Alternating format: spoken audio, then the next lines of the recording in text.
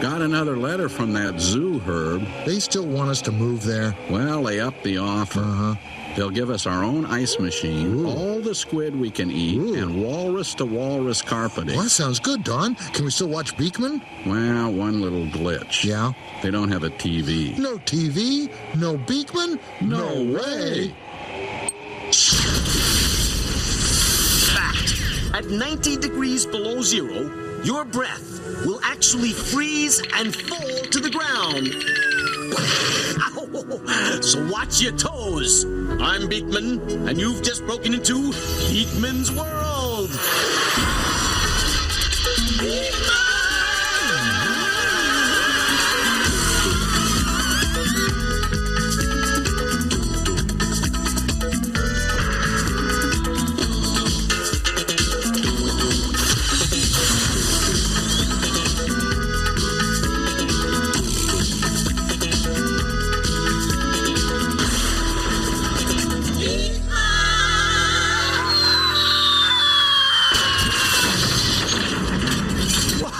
Gravity!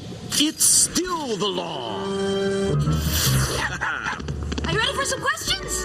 Hey, give a guy a second to recover. Okay, I'm ready. But first, I need something to drink. Oh, thank you, Ray. At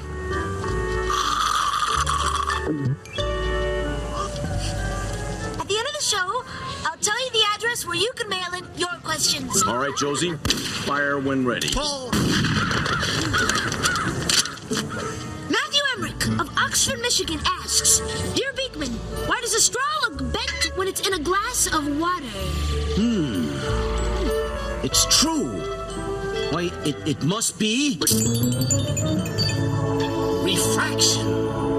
Watching? Refraction. To understand refraction, you've got to understand something very basic. We don't see things. Don't see things. We don't see things. The only thing I don't see is what you are talking about. Lester, we don't see the thing we think we're seeing. What we see is light bouncing off the thing we're seeing. I'm gonna go get a bite. Anybody want anything? No? Bye. It's really not that tough to understand. Try this simple test. Ray, could you dim the lights, please? Oh, I see. I mean, I don't see, but I see. Ray?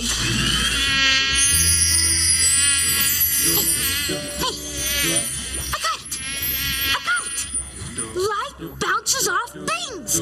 That's why you can see when there's light and you can't see when there's no light. Illuminating, isn't it?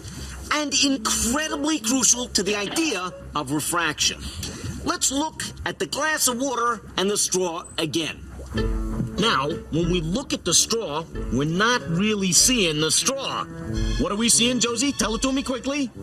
We're seeing light bounce off the straw. Right. We know that the water isn't bending the straw, but the straw still looks bent underwater. What is it that is really bending? The light? Hey, precisely! The light! When it hits the surface of the water, the light bends.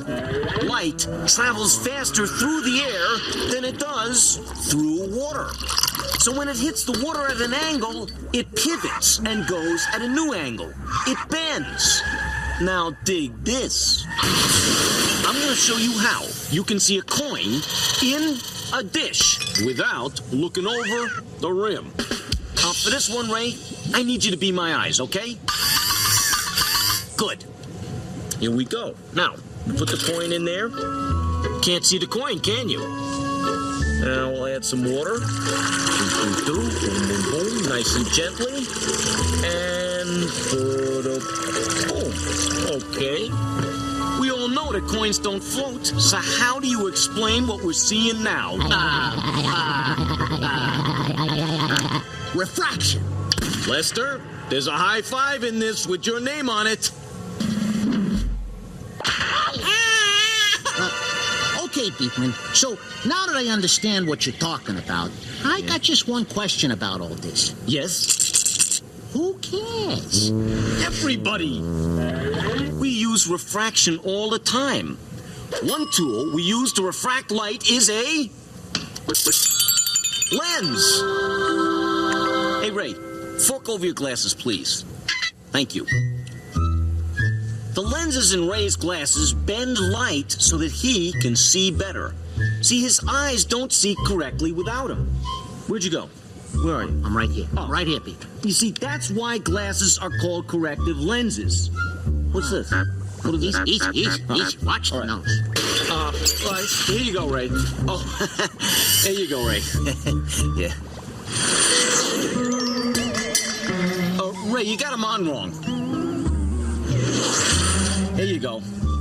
And when it comes to refraction, hey, glasses are just the tip of the iceberg. Herb, how much do you tip an iceberg anyway? I don't know, a couple of chips. Here's something most people don't know. The sun, during sunsets and sunrises, is not exactly where you think it is. When you look at the sun just before it goes below the horizon, you're not actually seeing the sun.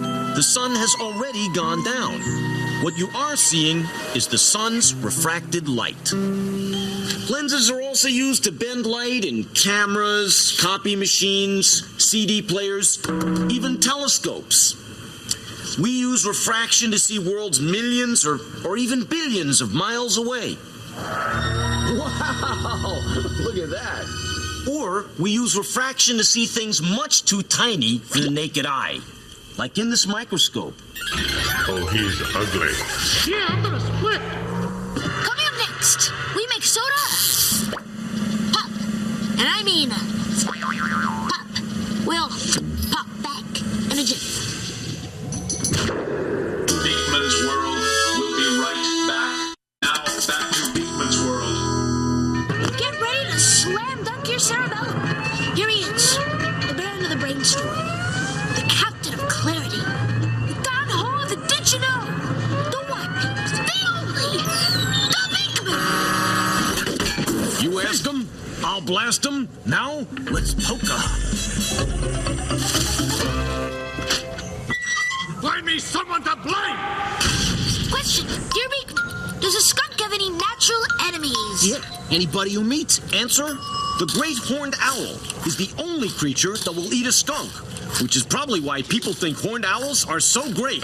Question, dear Beakman, what's the longest recorded flight by a chicken? Answer, the longest recorded flight by a chicken is 302 feet 8 inches. That's longer than a football field. Herb, did you know that about chickens? Hey, don't rub it in. Chickens can fly, and we can't. Yeah, but when someone's too chicken to do something, they don't call him a penguin. Right. Question, dear Beakman, what's the proper name for a group of toads? Answer, a group of toads is called a knot. A knot of toads. Toads, chickens, I tell you, this Beakman's a ball of laughs. And what do you call a group of cats? A clouder of cats. Crows, A murder of crows. rhinoceroses. A crash of rhinoceroses. What do you call a group of rats? Family? Here's another one. Wait. Can you hear that?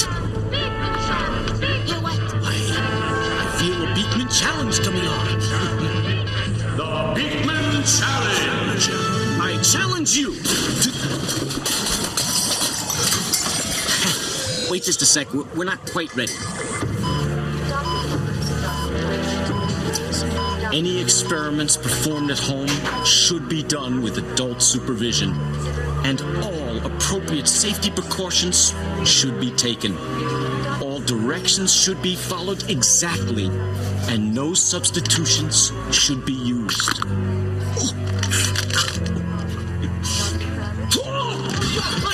I challenge you to crush this soda can by plunging it into this bowl of water. Oh, that's easy.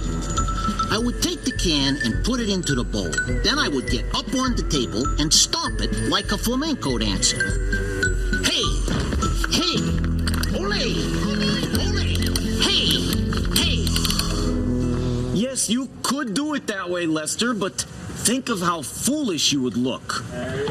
There is another way to do it. A more scientific way. Watch. But first, remember to be careful, okay? And make sure there's a grown-up helping you out. Now, I'm going to take a tablespoon of water and pour it into the soda can like that. And put the soda can onto the Bunsen burner right there. And now, would that be your spring, distilled, or designer water? It's going to start boiling really fast, so I got to be really careful. Oh, look, you see the steam? And one of the amazing things about steam is that it takes up a whole lot more room than water. In fact, it takes up so much room, it's going to push a lot of the air out of the can. All right, here we go. Hit it with tongs. Saloom! How'd you do that? Hey, this isn't another one of those air pressure tricks, is it? Ba-doo, Lester. Hey, man, you've been paying attention. Oh, sorry. Here's what happened. Bogoscope, please. Here's a can. There's air pressure outside it pushing in, and air pressure inside it pushing out. When we boil water, there's still air pressure pushing in on the can. But now there's steam pushing out. However, when we put the can in the cold water, the steam cools down and becomes water again. Since water takes up a lot less space than steam, we have very little pressure in the can pushing out. But the air pressure outside the can is still pushing in. Bada bing, bada bang, Bada boom. Coming up next, an attraction that is simply magnetic. Grab a pencil and we'll be back in a flash. Beakman's World will be right back. Now, back to Beakman's World. You know, I'm not so sure there is a scientific explanation as to why people look so dorky when they're on the car phones. Yeah, I guess it's just one of those problems they're not throwing enough research dollars at. Hang on. Mail call. I'll be right off. Gotta go, AJ. Drive carefully, okay? Yeah, bye. There you go. Hey, try and look more enthusiastic. That's better. I've got a letter just burning a hole in my suspenders. Well, scorch me with it, Josie. Okay. It is from Miguel Cuellar of Santa Fe, New Mexico. He asks, why does the compass always point north? A compass question. I like the direction this is taking us. A compass points north because that little thing that spins around in it is a magnet. And magnets tend to line up with other magnets. The little magnet in the compass lines up with a much bigger magnet. And what is that much bigger magnet? Well, we'll get to that fascinating tidbit soon enough, Josie. But first, it's compass making time. Here's what you'll need. You'll need a needle, a magnet, a piece of aluminum foil, and a bowl of water. Sorry. Come back here. Here's how to make a compass in the privacy and warmth of your own home. First, stroke the magnet in one direction across the needle 50 times, like this. Oh, by the way, be careful not to drop the needle, okay? Now, make yourself a boat out of the foil like that, okay? What you want to do next is put the needle into the boat like so. And put the boat and its steel sailor into the bowl of water like so. And behold, when the water gets calm, the needle will point north. That's cause it's lining up with the big magnet. Which big magnet? Hey, it won't be a surprise if I tell you now. Anyway, if I take the fridge magnet and move it in a circle like this, see, the needle and the boat will follow it around, just like a dog. The needle is made of iron, one of the 3 metals that can be magnetized, the other 2 being nickel and cobalt. The iron in this needle is made of many tiny magnets, which usually point in different directions. They're aimless. They can't attract a mosquito. But when we rubbed the magnet on them, most of them lined up and worked together. What do the S and N stand for? The N stands for north, and the S stands for south. Right. See, magnets are just like the Earth. They have a north and south pole. How can they talk about the South Pole without mentioning penguins? I don't know, Don. It has to be an oversight. My advice is to stay calm and continue to watch and hope. Yeah. Say, Beakman, don't penguins live at the South Pole? And very happily, I might add. The only thing keeping me from hugging that girl is... Yes? no arms. You don't think your fish breath has a little something to do with it? Yikes! Here's the really interesting part. When the tiny magnets inside something are lined up south to north, the thing they are a part of becomes a magnet. Watch what happens when I touch this magnet here to these paper clips. Hello! As you can see, I'm a paperclip tycoon. I own a chain of them. The paper clips are grabbing onto the magnet, demonstrating that the big magnet lined up all the little magnets in each paper clip and attracted them. Now, watch this.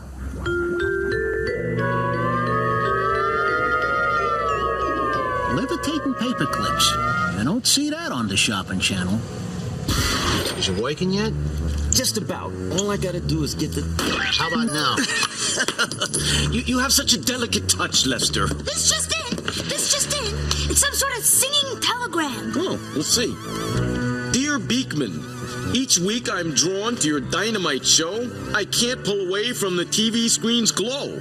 I'm just so attracted to seeing you guys explaining who's who and what's what and why's why.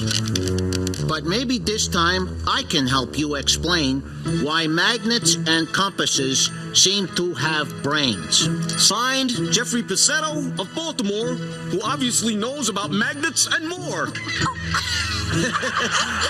Well, crew, Shamovision helmets on.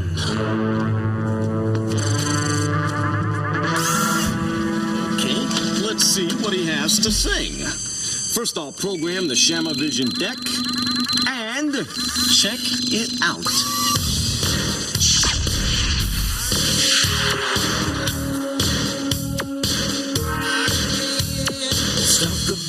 North and south. Let's talk about the north and south. The earth is spinning all around. The earth is spinning all around. We're dancing in magnetic fields. We're dancing in magnetic fields. I'll show you just how good it feels. We got magnetism. Opposites attract. We got magnetism. With us everywhere we go. Those tiny little electrons. Those tiny little particles. They're with us everywhere. Our TVs and our radios. Our TVs and our radios. We're talking on the telephone. Hello? They got magnetism. Opposites attract. We got magnetism. They got magnetism. Opposites attract. We got magnetism. Right. Oh, when we come back, I'll tell Josie what is the big magnet that makes all compasses point north. Join us for the answer. It'll point you in the right direction. Beakman's World will be right back. Back to Beakman's World. Okay, I've been very, very patient. So, what is the big magnet? Well, the big magnet that makes all compasses point north is... Drumroll, please. Do you call that a drum roll? As I was saying, the big magnet that makes all compasses point north is none other than the mother of all magnets. Ladies and gentlemen, Mother Earth. Mother Earth? What do you know? A magnet you can stick your refrigerator on. Now, Josie, hold Mother Earth there for a moment, please. And I'm going to split it open like that and put this big bar magnet in there like so. And so, Josie, and Miguel Cuellar of Santa Fe, New Mexico, no matter where I put it, the needle on the compass will always point towards the North Pole on this globe. Now, that doesn't mean that there's actually a big bar magnet inside the real Earth. But the Earth generates a magnetic field, and that's what compasses respond to. Hey, and in response to the swift passage of time... See ya! Next time on Beakman's World. WSNOW, Penguin Television, serving the Tri-Glacier area, now concludes its broadcast day. Ah, a little kelp, a little Beakman. All in all, it was a good day, Herb. Hey, any day I don't get eaten by a shark is a good day. Good day?